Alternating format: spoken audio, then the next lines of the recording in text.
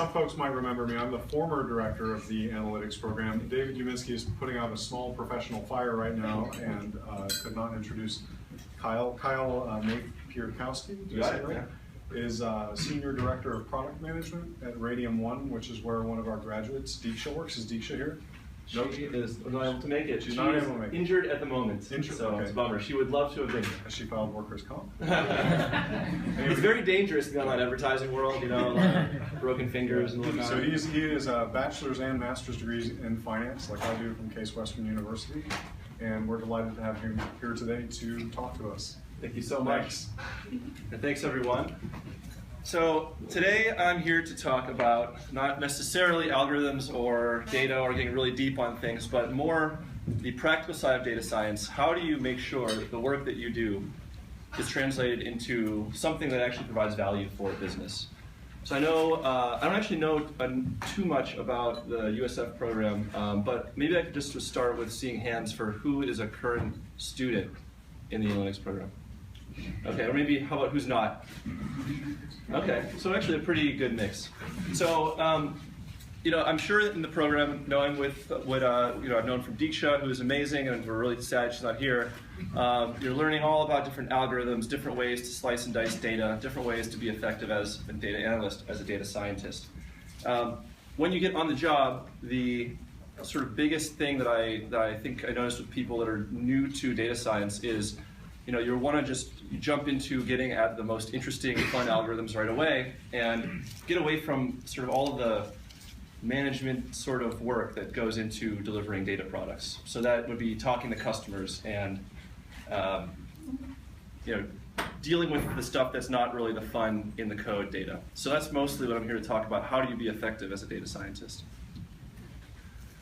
So just a little rundown here. I'm going to go over an overview of what I like to call lean data science, which is my kind of philosophy to delivering data products, and then getting into a little bit of the common gotchas of data science before you start working, as you're actually working on data projects, and then what can happen once you actually deliver some research and have something in production that doesn't actually meet your expectations for what was going to happen. So first, a little bit more about me. So as Jeff had mentioned, I'm in product management. Product management for data-related products is kind of a strange space because it's more traditionally a product manager is talking to customers, coming up with features, and then trying to decide how to prioritize features, and it's more nuts and bolts. Pipe things together, build something that build different features that satisfy user need. With data projects, there's a lot more research that goes into it, a lot more uncertainty. So people that are analytics PMs or data PMs tend to have a little bit of a stranger background. For me, that starts with back in the day, hacking in QBasic and writing code, you know, at a young age. Maybe some of you had played with nibbles back in the day. Getting into finance, as Jeff had mentioned, doing some technical analysis and stock trading algorithms in university in my graduate program. And that eventually switched over into the startup world. I co-founded a company called Decision Desk. It's still around. It's a software company. And that got me exposed more to how do we do more with less? How do we make sure we deliver value without spending all of our time and burning out? And then I found RadiumOne in 2010, and that was off to the races with data. Getting into the online advertising world, this world where you have something like 50 billion events that we're recording per day, petabyte scale of data. And that was, like I said, off to the races. Dove into machine learning, data science, and all of that, the whole 9 yards there, to the point where now I just spend most of my time harassing my coworkers about movies about artificial intelligence, like Chappie. If you haven't seen it yet, it's pretty awesome. Don't let the critics scare you. Data product management, RadiumOne. I mentioned 50 billion user events recorded per day. So this is truly big data. It represents some specific challenges. You can't just load things into Excel and do a model. It doesn't quite work that way. 14 plus petabytes of data processed over the past year, 20,000 CPU cores. And one of the more interesting challenges that we have is we have to make decisions about ad impressions in under 2 milliseconds. So this is not like when you talk about real-time systems, maybe recommender systems or prediction systems, oftentimes you talk about sub-second, maybe 1 second latency. We're dealing with close to microsecond scale problems here. And that feeds into a lot of the ways we go at problems and what we can actually do or can't do with data science. So in a nutshell, what does this world look like? Just to give you some background. We have a bunch of browsing data on users. This is maybe a user is visiting a website or opening up a mobile app or taking an action in a mobile app. Maybe they buy something. We have all this browsing data about users, and then we know that they visit these advertiser websites and they buy something. And we're just trying to figure out what are these browsing behaviors that lead to this this visit. So you call it prospecting, finding new customers for an advertiser. So we're trying to predict what is a user's propensity to convert on an ad campaign based on their browsing behavior, their mobile data, their social network behavior, etc. And then once you have that propensity to convert, what are you willing to spend on advertisements when you see them? So like this ad here, am I willing to pay $1 cost per 1,000 impressions or $10? I don't know. It depends on this sort of complex history of the user, where the ad's being served, the time of day it's being served to. All these sort of factors go into what we should actually pay for an ad. Just wanted to keep it open here in case anyone has any questions about just how this works. Is it confusing? Does it kind of make sense? We have, yes? How are you tracking users? Are you doing like tags or are you using like just behavioral? Yeah, so we have a suite of tools that we give to publishers for free. Post is one of them. It's a URL shortener and sharing tool, kind of like add this, share this, that sort of thing, as well as a mobile analytics SDK that we supply publishers with. And these tools give value to publishers for free. In exchange, we take data from those publishers. So when you visit a website that has a post on it, we know that you visited that site. Not you, but your cookie, which you can clear at any time. When you, if you were to share content with somebody, we know this cookie shared content with this cookie. We can join you together, etc. So it's those, and then the advertising. When we serve an ad, we get data about the user at the time as well.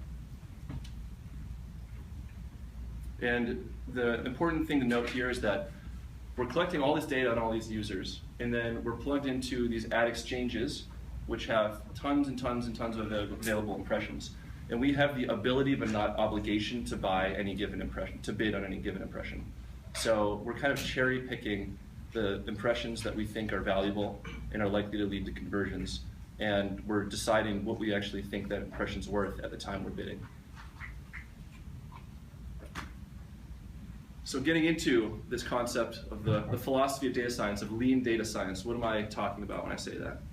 First of all, data science, I think you can break down into two broad categories: insight and prediction. So maybe it's a report that shows some sort of insight about something, tells you about a user's behavior, a person's behavior, about a system's behavior, or you deliver a model that is going to give some sort of recommendation, some sort of prediction. In data science, you could spend any given problem, probably an infinite amount of time, getting more and more efficient, more and more effective. So the question is, how do we do these things as efficiently as possible with the least amount of your time, least amount of computation time and resources? And that's hard. Not just because data science is a sort of newer field, but it has its own special characteristics that make it different from something like software engineering. First of all, there are usually very nebulous needs of customers. There are people often will have an idea that they want to show something with data, but they don't know exactly what they want to show or how to get it. They might say, "Hey, I need to get some sort of maybe infographic about how users are sharing content." And you bring that to a data scientist, and there are so many ways you can go with that. There's so many things you can do. Nebulous needs are something that can get in the way of actually getting anything started and done. There are uncertain outcomes, so you don't actually know what's going to come of your research. Your research may lead you in different directions. It may lead to dead ends. This is a little bit different than software engineering, where you are building, think about building a bridge. At the end, you have a bridge, and there are different ways to solve that, but you need to put these components together and construct something. Data science has more research that might actually lead to these dead ends. They're unsophisticated customers, so people that request these things oftentimes don't have any data experience at all. It makes it very hard to present anything that is even remotely technical. So this presents special challenges. And also, there is the fact that you could spend an infinite amount of time on any given problem, and you don't have an infinite amount of time. You need to find a way to limit the work and put an end to the work at some point and move on to the next thing. So this is kind of like a money pit. There's uncertainty, there's cost, there's confusion. For a business, for an organization, this makes things very difficult. It makes it difficult to plan, to budget, makes it difficult to make everyone feel good about progress, because it might feel like you never go anywhere. And luckily, there is another field that is similar. It has these similar types of characteristics, which is the startup world. So I'm glad you had a chuckle. Startup world has all these exact same things. There's undefined problems. There's a million things you can do. And there is this whole philosophy called the lean startup, which this guy, Eric Ries, wrote this book. I would suggest everyone read it, because it's helpful for not just startups or data, but pretty much anything, anytime you're building within an uncertain environment. And in this book, Eric talks about the ways to deal with these uncertainties and to make sure that you do that you make the best use of your time and don't waste your time. And one of the core tenets of this is this cycle of coming up with an idea, hypothesis, building something to test it, and then learning from it and starting over again, and doing this cycle in the sort of shortest way possible. You have steps that you take that are as short as possible, and you just keep making incremental progress till you hit some point which you're comfortable stopping. So going back to those needs, we have certain ways to deal with this that, when you apply this sort of lean methodology, make this a lot easier. You have testable hypotheses. So every research problem should be tied to a hypothesis of how the world works. And the customer, you need to demand that of the customer, and that will guide your research. Maybe new things will come of that. Maybe you'll come up with new insights that are unrelated, but this at least puts a box around the scope of work that you're doing. You need to develop, instead of just researching in any direction that you possibly want, develop an MVP, a minimum viable product, that is going to be the most basic way that your data science research is going to be used. Maybe that's a predictive model that's sitting on a website and predicting whether a user is likely to convert into a real customer or not. Maybe that is a report that tells you some specific fact or proves some specific point about your company, something like that. That MVP, before you get started, that is the first thing, the first place to start always. You should prefer simplicity. So although a model might perform 1% better, if you spend another couple weeks on it and add a lot more complexity, more features, more sophisticated algorithms, you may actually want to stick with the simpler method. And we'll get into all these details later. And also prefer off-the-shelf tools. So rather than writing, although it can be a lot of fun to write your own code, to implement your own algorithms, and that's a great, I think, thing to do throughout your career, in general, you should prefer to use tools that are already made so that you don't have to do all this extra work, and you can get right to the the sweet spot of data science, which is taking a nebulous problem and defining it in terms of a model and data. So some of these terms that you're going to keep, that'll keep coming up over and over again. Iterative. So this is this idea of let's come up with a hypothesis, test it. It'll lead to a new hypothesis. Test that. Build that cycle that we go through that I had the chart up for. MVP, minimum viable product. What is the most basic thing that you can do that will provide value to the customer? Hypothesis driven. We can always have some theory before we start working as to how the world works, and then we can test that with our data. Actionable metrics. metrics that we can actually take some sort of action based on, that we can that will mean something to the business, and maybe it's getting a lift in conversion rate, maybe it's increased revenue, maybe it's decreased customer churn, could be all these sorts of things. Simplicity, I mentioned that, and talking to the customer, which is something that I think is one of maybe the most important points in the hardest things to learn, is how to talk to non-data people and get the information you need from them. So we'll go through each of these in the next couple sections. So before you begin is the first the first topic here within, like, once we're actually talking about the work of data science. What do you do before you ever write a SQL statement? What do you do before you choose an algorithm and write your first model and write some code and put something in front of people? Data scientists, I think there's a lot of focus on the technical side of things, on being technically proficient, on having math knowledge and having stats knowledge. But they also must excel at talking. They must excel at collecting requirements. And the reason is that there are not, this role, this idea of talking to customers, figuring out what they need, usually fulfilled by product managers.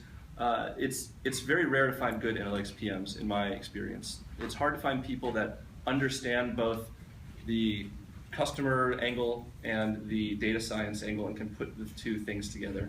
So every data scientist, it's your responsibility to have a pretty good idea of how your research is going to be used.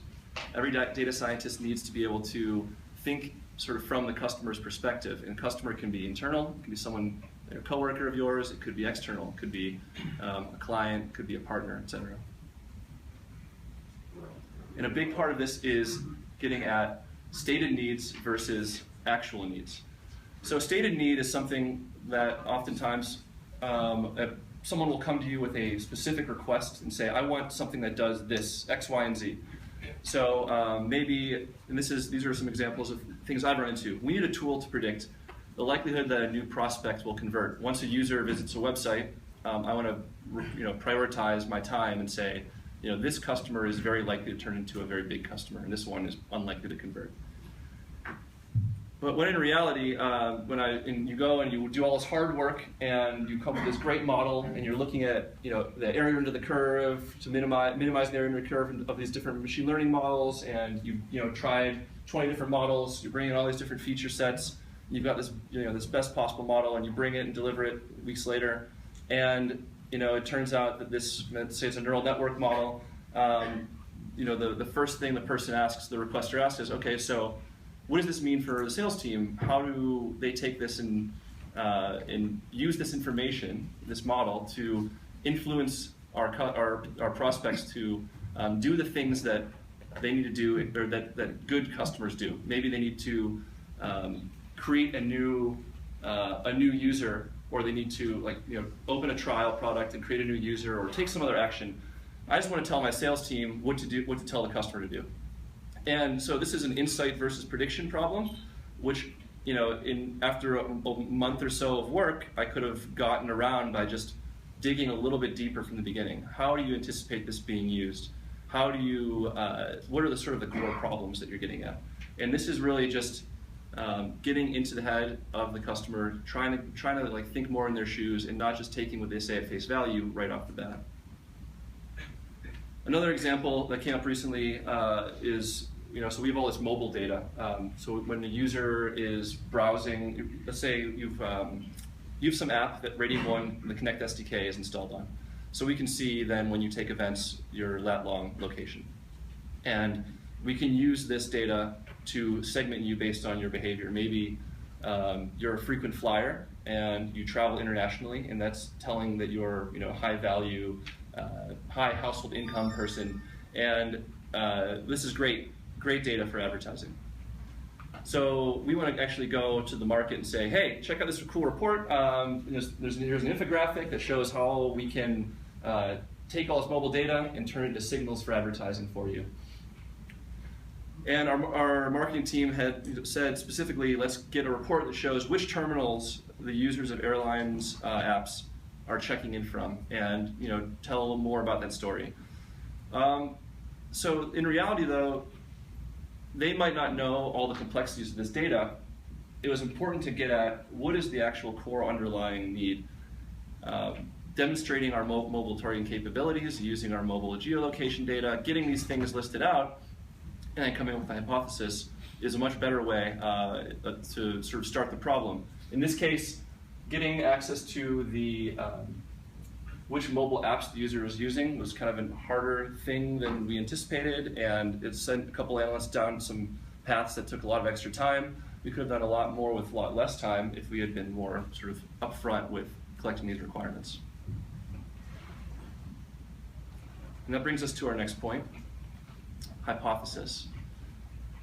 A hypothesis is extremely important in data science for a number of reasons. The hypothesis directs your research and tells you where you should go next and gives you a logical stopping point. Among the benefits, you have the fact that a hypothesis will ensure that your research will impress the requester. So you're actually testing something and researching something that is explicit up front. And that way, either they're right or they're wrong. There's no sort of nebulous gray area that you get lost in.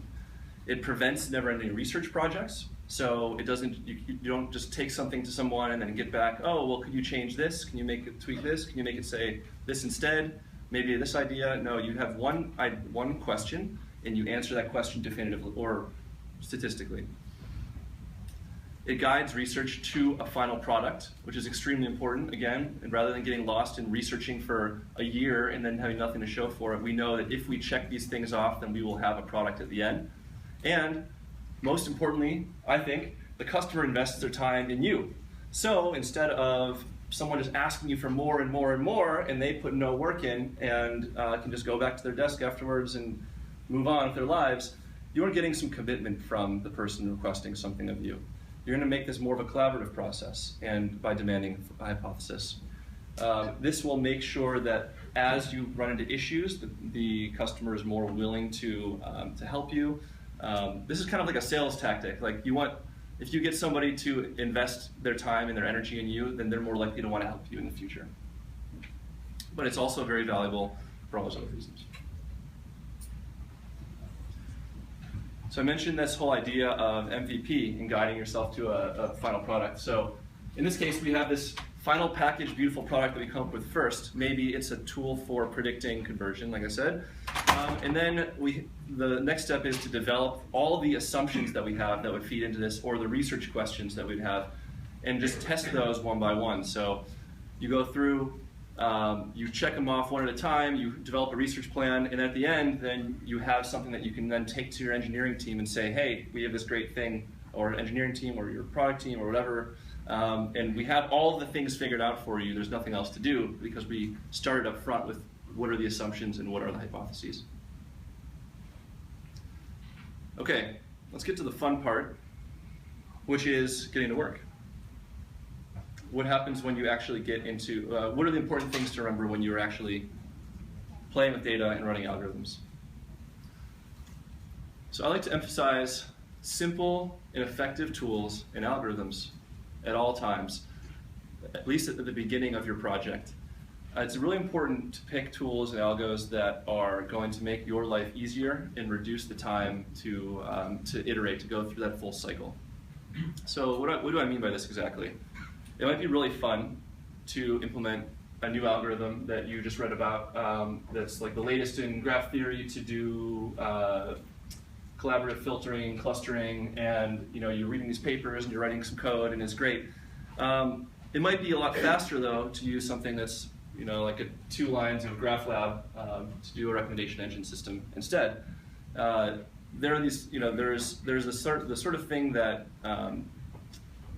we're naturally drawn to as data people, and that's the cool, innovative, new stuff. But then there's the things that you're going to get accolades for, the savvy data scientist is going to get rewarded for on the job, and that's the fast stuff. That's the GraphLabs of the world. That's the simple regression models and the ratios.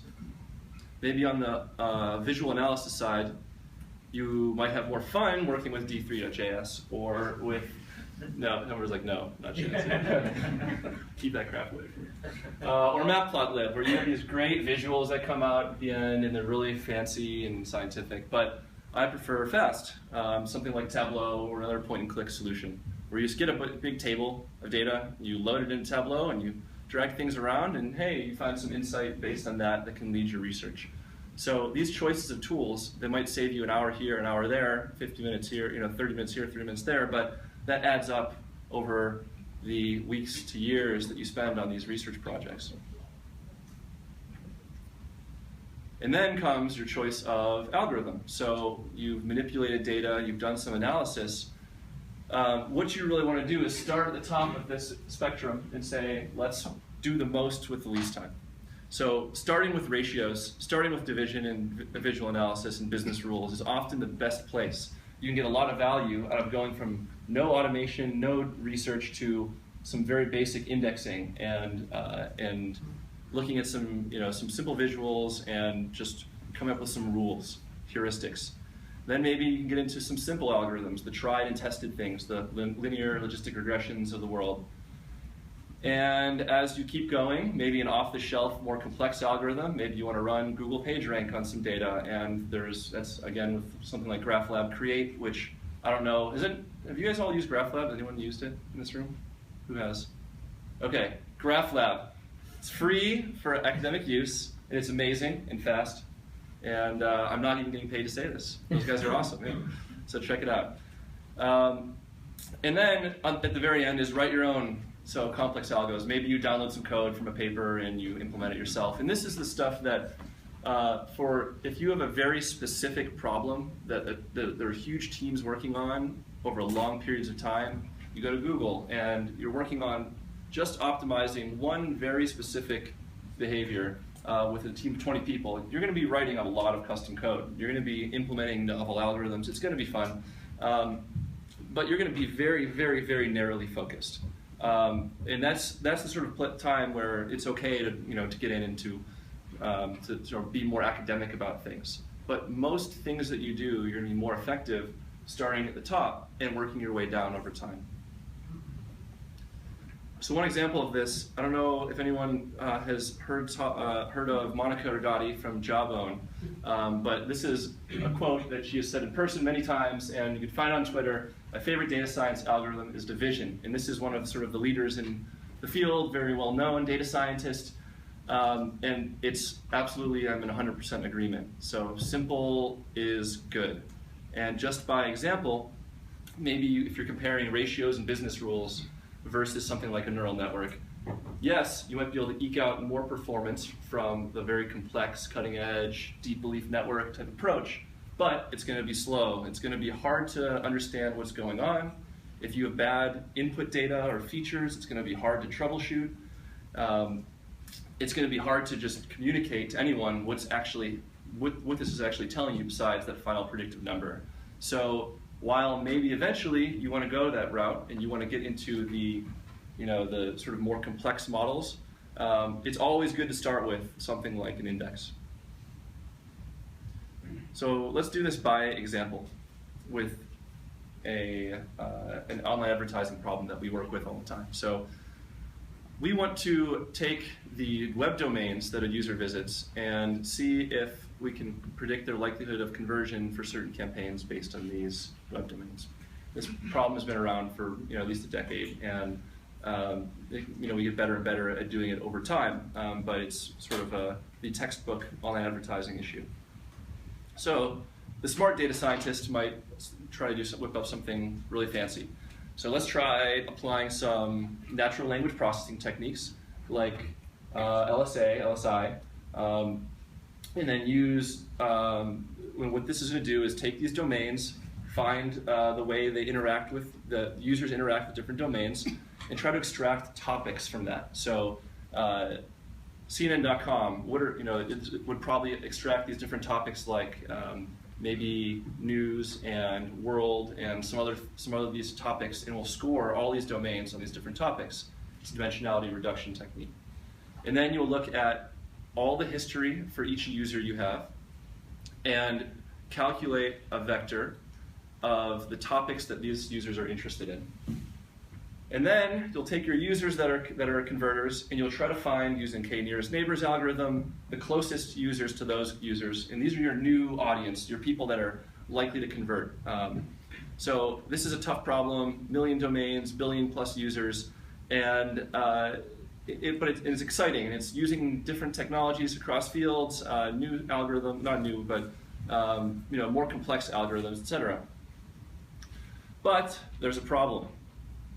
If you are unfamiliar with some of the intricacies of this domain space, you would not know that a lot of the domains you normally visit, like if you go to Facebook, if you go to even like more medium-sized domains, these domains don't actually provide really good signal to a specific campaign. What you're really looking for are very specific niches.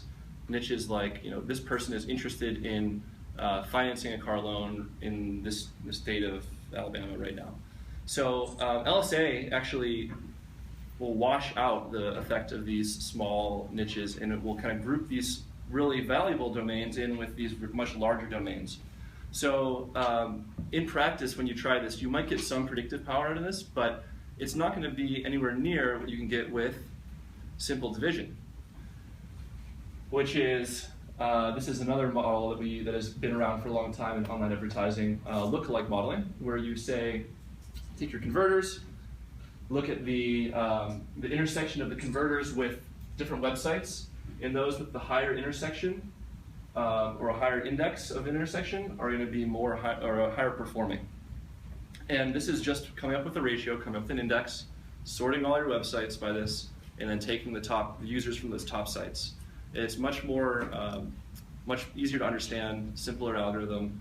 Hopefully this particular one didn't go over everyone's head right now. I think it's relatively easy to explain versus the first one, which I'm expecting went over a lot more people's heads, which is good. That's what kind of my point. It's harder to explain something that's more complex, and it's harder to actually figure out what might be wrong with something that's more complex. And we run into this sort of thing all the time in the digital advertising world. So let's say you've been through all of this. You have collected your input from your customers. You've figured out the problem. You've come up with your hypotheses. You've run some tests. And now you've delivered your research to some engineering team, and they're going to go implement this into a product in production. Problem is that data science doesn't end at cross-validation. It ends in production. And it's not always the data engineer's problem when things don't work out in production. There are a lot of things that can go wrong on the modeling side that will not surface until later. And this is something that I've seen anywhere from entry-level analysts up through very experienced machine learning PhDs have issues with. So why is my algorithm not working in production? This robot isn't very happy. A couple that we run into in advertising I'm going to talk about: look-ahead bias, signal leakage, and latency. Look-ahead bias is the fact that it's a lot easier to predict the future when you're using data from the future. But in the present, you don't have data from the future. Although in your training data, that might inadvertently happen. So by example, we have browse by and then some activity after the user buys something. This is a typical sort of user path.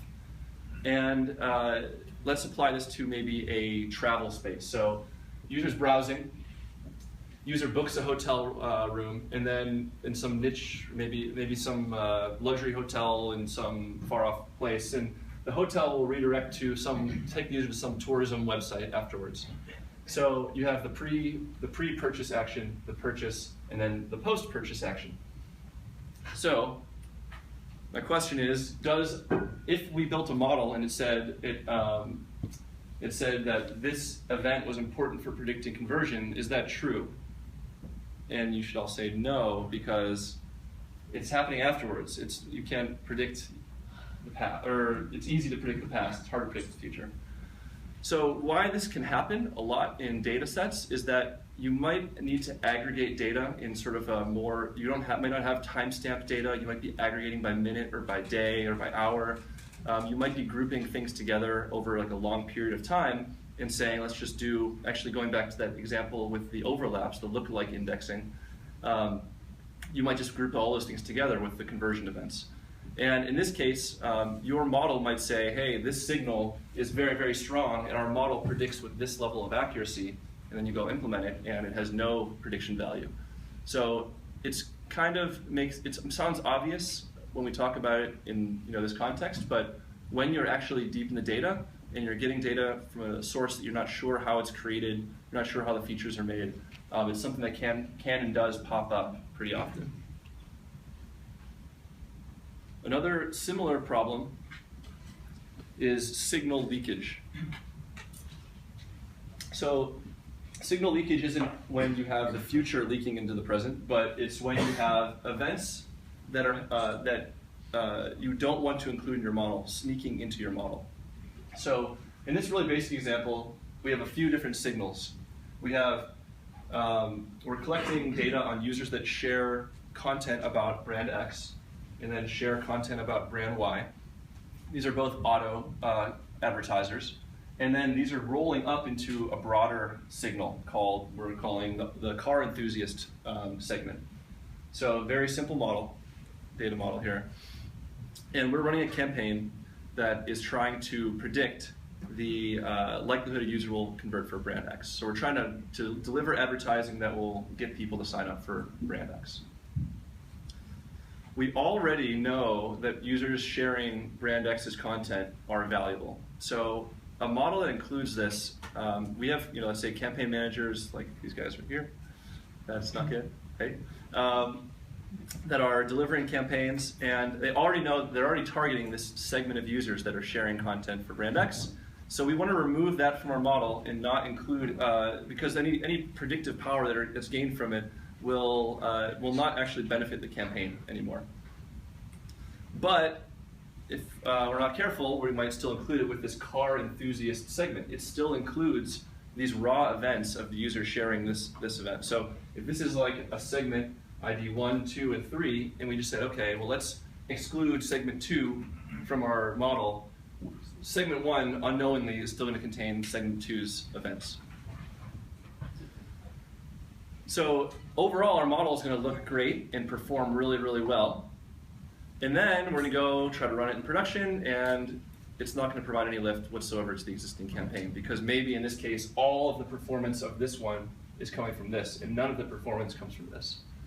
So this leakage of signals can happen, and it goes again to show how important it is to know where your data is coming from, know how it's getting to the features that you're actually using, and be looking out for that when things don't go right in production. And the last thing I'll talk about is latency. So latency is not just a problem for engineers. Latency should go into your thought process from the very beginning, because it's going to constrain you on what algorithms you can use, what data sources you can use. So perfect example of this is, let's implement this beautiful deep belief network in production in an online advertising environment when we have to decide things in 2 milliseconds. So that, on a second level, maybe it's okay, but on a single-digit millisecond level, it's just not possible to run, to run even a trained deep belief network, taking a bunch of inputs when a bid request comes in, when an opportunity to bid comes in, and then processing it into a bid price. So depending on what I'm trying to do with this model, I might not want to use it. I might want to stick with something that I know is going to be simpler and is going to be more likely to actually be implementable by the engineering team. What's the latency that your customer expects?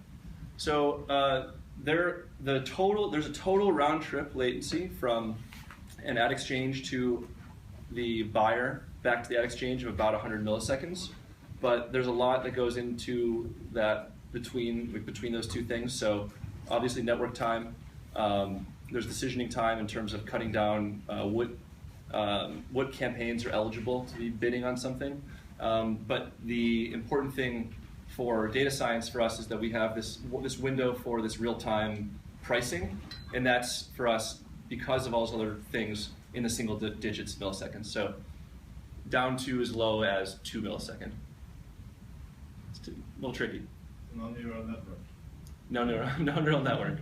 Maybe offline neural network though. So that goes into it too. So if our goal is to, let's say, build different segments of users offline every day, and then make them targetable in real time, then you can use a neural network and it'll be great. You just run it on this big cluster.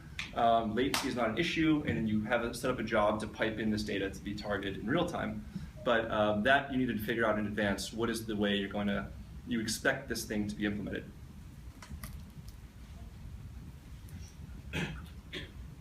Okay. Let's wrap up then. How big do you guys like your data? If you like it really big, RadiumOne's hiring. We're hiring all sorts of people: data analysts, data engineers, data scientists, and reporting specialists. So you probably have heard this all before, but I'm going to go through it really quickly. These general categories. Data analysts are for us are people that are generating insights from our data. So we have this tons and tons of user data, and we need to explain. It's really an amazing data set of trying to what people are doing. And there's no way to just look at them by hand. You need to come up with creative ways to generate insight from this data. So we've a great team of data analysts. Data engineering is more getting pipelines set up, getting features generated, putting together all the pieces to do ETL, handling, hundreds of node, many hundreds of node cluster, Hadoop cluster, and all that good stuff. Data science, modeling and research, and we have our predictive team in the back here, Randall and Nicole. They're happy to talk to you about data science at RadiumOne. And the reporting specialist is more of a sort of the interacting with the customer and taking all the work that's been produced and making sure that it's looking good and is meeting customer needs.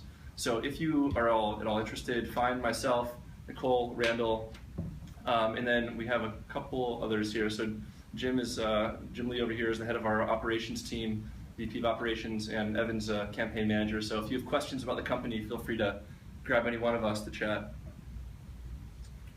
And that is all I have for you. So thanks very much for listening through.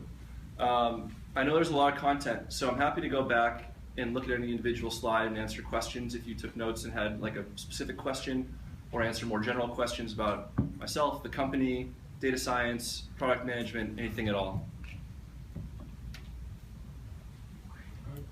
Can I ask about the architecture? Have you put everything in cloud, or have you Yep, and I'm just going to repeat the questions just for the video and for everyone. So the question was about architecture. So we are 100% bare metal. We have data centers so no cloud except for some basic, like little research tests here and there. We have data centers in Santa Clara, New York, Amsterdam, Singapore, I think a couple others. And yeah, it's all managed internally. And the reason is that because of the latency requirements, uptime requirements, and the sheer number of the sort of constant need for these servers, it's much more cost efficient to have it actually managed in-house versus like an Amazon. So I have two related questions. First, you talked a little bit about your business model earlier on, but can you mention a little bit more about the business model and tie that into how you validate that the customers actually get what they expect or pay for? Yes, so the question about the business model, how do we validate that the customer's getting value from what we do on the data science side? Is that? Yeah. Okay, cool. So our customers are ad agencies. They're paid by brands like, let's say, Coca-Cola or American Express to do advertising. And these ad agencies go out to companies like RadiumOne to spend their budget. They're paying us per impression basis for the most part, and are expecting us to hit some sort of performance goal, and they're comparing us against other similar companies. So our job is to deliver the full budget for a campaign that we have over some period of time, and hit some sort of conversion rate or click-through rate or brand lift goal, and then do it in a way that allows us to still make money, in a nutshell. So you have this delivery, your performance, and your margin are the sort of three main pillars, like the business levers that we have. And was that? And the validation, how do you make sure that they yeah, so we have instrumentation set up so that we can actually track on our end and on the clients that has their own validation to actually track this user path. So however they want to measure this performance, if it's like a, every time actually a user views an ad, we're tracking that, or clicks it, or converts, etc. So they're looking at these paths of advertising to conversion and saying, okay, my different partners each spent this amount of money, and we know that this one generated this number of conversions based on that instrumentation. So it's all which I think that's one of the big selling points of digital advertising. It's only finance has more like directly measurable data to say whether you succeeded or failed. You know if what you're doing is working. You can actually test it. You can see the exact number that says, did your model work or did it not? Did you generate money? Did you not generate money? And that's something that I think in a lot of fields, like you build these models, you build these predictive models, you can say, hey, we got some lift. The data shows that we are 5% better statistically at converting users that visit our website. But for advertising, you can get it down to like the dollar, down to the cents of how much money did you make for your client and what's the ROI. And that's something that, for me personally, I like to be able to see, I like the things being tangible. I like to know if I fail, I want to know it to be like clear that I'm failing, and it inspires me to do better. So that's, I think, a really big selling point of the industry in general. I know it differs with with verticals and whether their goal is CPA, CPS, CPI. Mm-hmm. With all the data that RadiumOne's been processing, are you starting to get a feel for not so much the cost, but how much data and time to start to get models that, as they're tested, are scalable? Yeah, that's a good question. The question is, do we start to see patterns about the time it takes and the cost it takes to get go from ideation to sort of a scalable model or scalable product? We're always focused on building models that are scalable across different advertisers. So we'll do a lot of research that's specific to an advertiser, but most of the work that we do is kind of like inherently new. It's a completely new approach, and it's going to be hazy no matter what. Even if you define your final product up front, even if you state hypotheses and you test these 5 things, there's going to be snags, there's going to be data quality issues, there's going to be all of these sort of things.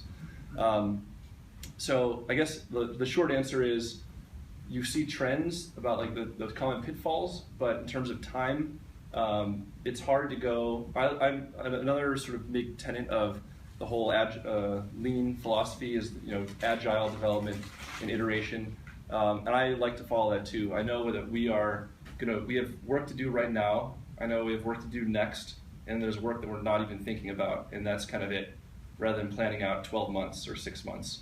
And for that reason, it's hard to actually predict that sort of the time it's going to take to finish something. I think that's the right sort of philosophy to go with when you're planning work and budgeting for work.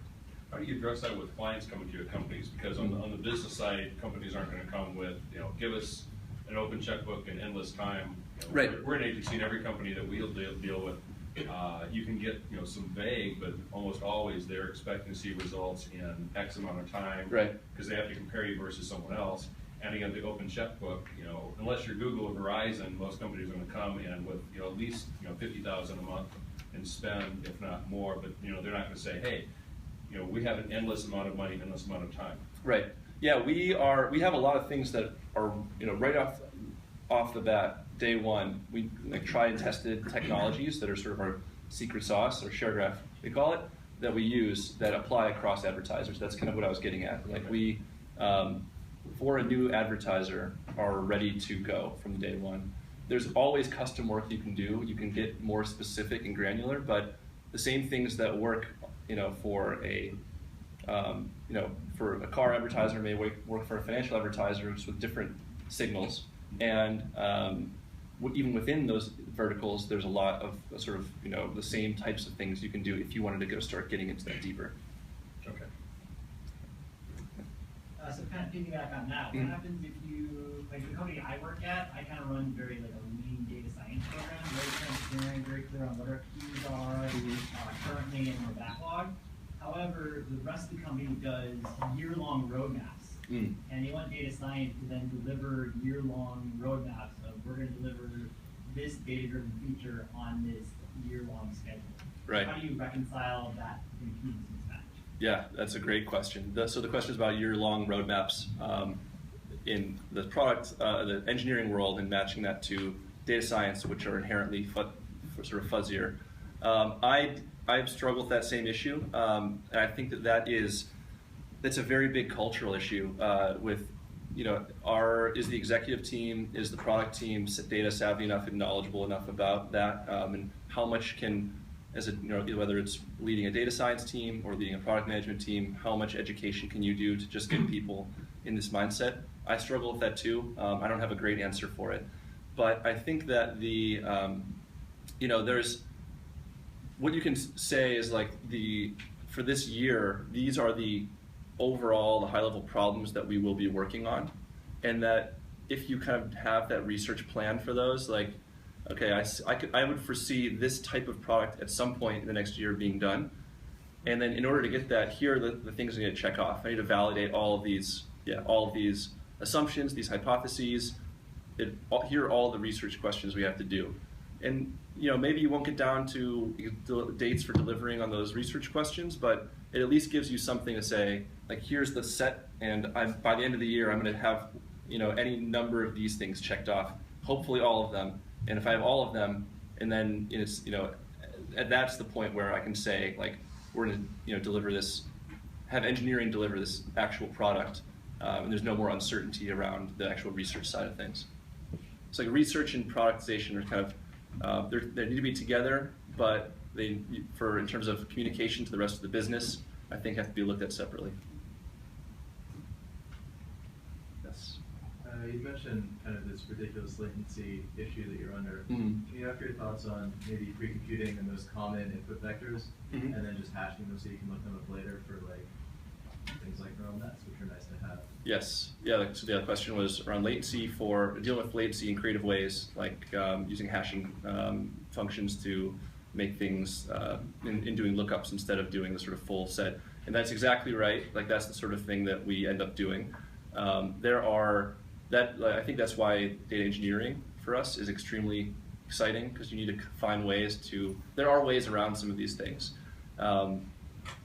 It's less, you know, there's a blurry line between data science and data engineering, and I think some people excel at all of them. Some people are like more towards one or the other. But yeah, that's one of the fun parts of working in this environment, is finding ways around these sort of issues. In that particular one, you know, in terms of hashing and doing lookups, that's exactly right. That is our approach. Because you don't have a whole lot, you can't do much in 2 milliseconds, right, with round trip latency. You need to do a lookup and then maybe do some very basic calculations and then return a value. You can't be, you know, doing just a lot of CPU cycles. So you're exactly right. Yes. So I don't know a whole lot about exactly what you do, but I'm just kind of curious about the issue in advertising where it takes multiple impressions to get somebody to convert. Mm-hmm. And if you're measured simply on putting an impression in front of somebody and they don't convert immediately, but they might take 6 or 8 or 10 impressions to eventually click through, how do you measure that? Is that something that's an important metric for you? Yeah, that's a great question. That's an open question. So the question is around the number of impressions, the full user path, the number of impressions it takes to get a user to convert, to entice a user to convert. That is an open question in the industry, and the broad term for that is attribution modeling. How do you attribute the value of different channels to when a user finally converts? Who actually caused that to happen? Was it search? Was it display? Was it social? If it was display, you know, you have 5 different partners that all served ads to this user. Which were the ones that had impact? First view, last click, etc. So yeah, that's there are a lot of companies, we do work with that. There are companies that do only that, and that attribution modeling issue is something that is, to your point, very complicated and is an exciting problem. Do you have a model that you're working with or We, putting together? yeah, so we're usually dependent on whatever the advertiser is using to evaluate us is what we have to kind of back into. So it all for us depends on what the client actually is measuring and what they care about. If we think, if our model says X, like says we're doing great, client's model says we're doing horrible, then it doesn't matter how many reports we send them, they're going to eventually drop us. There's always an educational component. We try to teach our clients more about better ways to view advertising, better ways to evaluate, but it's just ultimately because of the way agencies work. It's their rules, so we follow their rules. Yes? Will the slides be made available? Yes, in somewhat slightly modified form, but yes, we'll make it available. On the meetup? Yeah. Okay. And question 2, you mentioned your background in finance. Mm-hmm. And I was wondering if you could, I mean, this kind of crept into your discussion already, but some parallels between your experience in finance and in advertising. So like the low latency, the stability, secret sauce, other. Yes. Yeah, and I spot the question about parallels between finance and advertising, and there are a lot. There are a lot of very core similarities and a few key differences. And I find myself talking about people all the time because it's just, can't get away from it, really.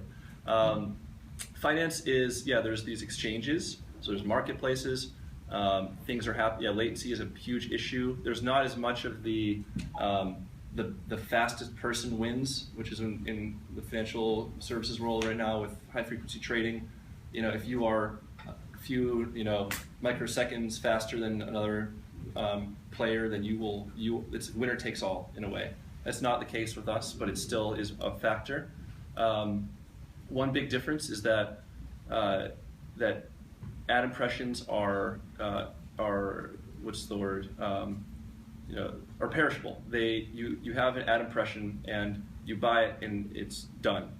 When you buy a stock or a security, you're now holding it, and it'll change over time. So the dynamics there make things a little bit different. And then the one thing that I think I like about advertising versus finance is that in finance you're kind of trying to exploit sort of the other players in the ecosystem. You're trying to find a way to find to arbitrage some opportunity that will probably go away at some point in the near future. So it's always kind of like a cat and mouse game where you're like, you build a model, you build an algorithm, you make money from it, and the opportunity goes away, or something like that. Advertising more is there's more just like a right answer. You're just trying to find, you just want to get, there isn't objectively getting better at profiling people to figure out what they're interested in. And it's, if another partner does that well, then maybe you're going to compete more with them. But it's not just like a zero-sum game. It's like the whole world gets more relevant, less annoying advertising, which is different than everyone just trying to get every last, steal money from each other. So it's a little bit of a different environment for the ecosystem. Can you speak a little bit more about looking at bias? I find myself often struggling with that basically my training data is always in the past, but my testing data is always in the future. And sometimes I have to look back very far back in order to accumulate a large enough training data. So how do you address these issues? Yeah, so the question was expanding on look-ahead bias, and especially when you're looking, you have to use much longer periods of time, and it sounds like maybe aggregating. You kind of have to use data from the future in a way in your model because otherwise there's not enough data. Is that kind of correct? Okay, cool. Yeah, that's something that we don't usually have the lack of data issue because there's so much, but we do have like shortcuts where take shortcuts might be easier to do that same sort of thing. There are a lot of cases where we just say, screw it, let's just use it all, and we know there's going to be bias in it, but at least it could point us in the right direction. So the key is noting that could be an issue, and knowing that you your model accuracy, your score is going to be off.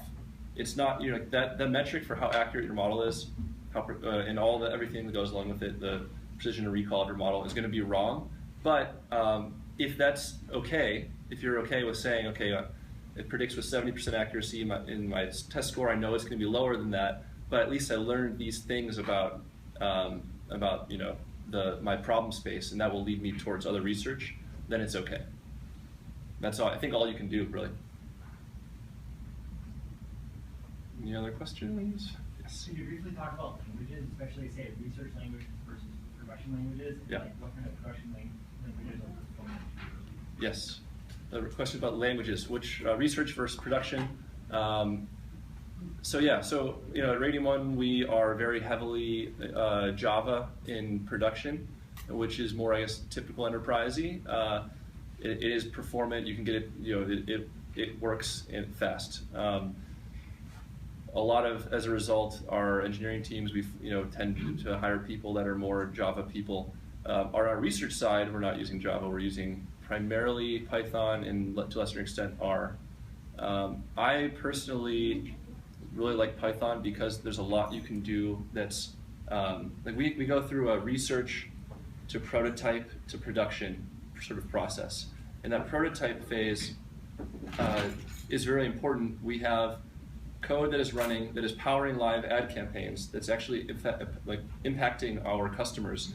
But it needs to be done in a way that you can iterate on really quickly, and that can be done and sort of executed by a combination of our data science team and our data engineers. And Python's great for that because you can use things that are, I mean, again, in plugging GraphLab, they have some great tools for making this stuff, taking models and making them, running as a service. You can just grab your code that you wrote to do a lot of the feature generation and the analytics and just plug it in, maybe optimize it a little bit and use that in sort of that's prototype mode. But that's why I think, like, if you compare Julia and R and Python, I really like Python for that reason. It's much more like you can go a little bit further down that chain than you can otherwise with using R. Otherwise, you need to rewrite it again, and then rewrite it once, and then rewrite it again. It's also a lot easier to pick up. Yes, definitely. A lot easier to pick up. It's not for how complex or what you can do with that. It's so simple, and normally it's the other way around. Yeah, definitely agreed. Yes. Are you seeing these problems with anonymization? And like, I asked a question earlier about instrumentation. Like, is that still a problem? Is it getting worse? I've been out of the industry for a little bit. Yeah. It's still roughly the same, which is that we store all non-PII data. There is now a move towards more linking between different devices. So, it'd be great if when I visit something on my laptop, and if I could, and so you start receiving advertisements based on that here, but maybe if you could show that on my phone, in apps, or on my web browser, my phone. That's the sort of problems that we're dealing with right now. That makes things a little bit more tricky because now you're taking these different IDs and joining them together with some probability. So that's kind of, I think, the new, what's getting a little bit trickier in the privacy world. I'm not, it's all kind of relative because we're doing a probabilistic model for this cross-device linking. Companies like Facebook, for example, they have all this PII data, self-reported user data, they know who you are, where you live, what your email is. They're using that to serve ads on Facebook. They're using it to serve ads around the rest of the web. They're linking together your devices deterministically. They know your phone, they know your laptop. So that gets, that's, I think, a little bit closer in the dark side of the line. So, that's one of their selling points. Like, they know this, and like that's why you should work with Facebook. But at the same time, it's like a scary thing for user privacy. Yes. Just back to the question before. So when you guys go from prototype to production, do you guys have an automated way to translate your Python code to Java? The question is, do we have an automated way to translate code from prototype production? No, we don't. So we'll do rewrites. Because there's not really, like, once you get to that level of performance requirement, you're going to need to have That's code. what I thought, but I thought maybe that's part of your secret sauce, or you guys know. No, not quite that good. That would be magical, though. If you can find a way to do that, let me know. We'll definitely buy it. Anything else? Okay. Well, thanks very much. Sorry for running late. Let's thank our speaker again.